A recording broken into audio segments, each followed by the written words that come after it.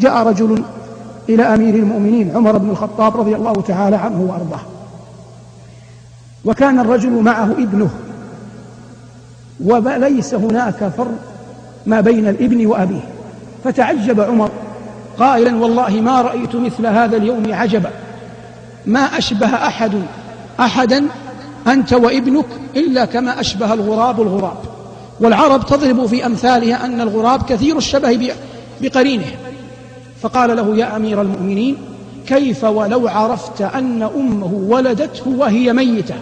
فغير عمر من جلسته وبدل من حالته، وكان رضي الله عنه وأرضاه يحب غرائب الأخبار. قال: أخبرني. قال: يا أمير المؤمنين، كانت زوجتي أم هذا الغلام حاملا به، فعزمت على السفر فمنعتني، فلما وصلت إلى الباب ألحت علي ألا أذهب. قالت: كيف تتركني وأنا حامل؟ فوضعت يدي على بطنها وقلت: اللهم إنني أستودعك غلامي هذا، ومضيت. وتأمل بقدر الله، لم يقل وأستودعك أمه. وخرجت فمضيت وقضيت في سفري ما شاء الله لي أن أمضي وأقضي. ثم عدت، فلما عدت وإذا بالباب مقفل، وإذا بأبناء عمومتي يحيطون بي ويخبرونني أن زوجتي قد ماتت.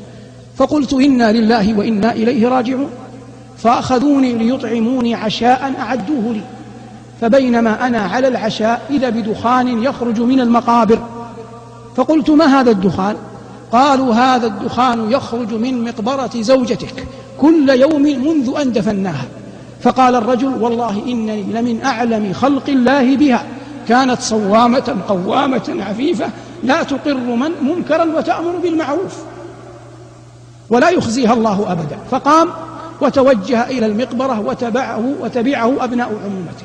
قال: فلما وصلت إليها يا أمير المؤمنين أخذت أحفر حتى وصلت إليها، فإذا هي ميتة جالسة، وابنها هذا الذي معي حي عند قدميها، وإذا بمناد ينادي: يا من استودعت الله وديعة خذ وديعتك.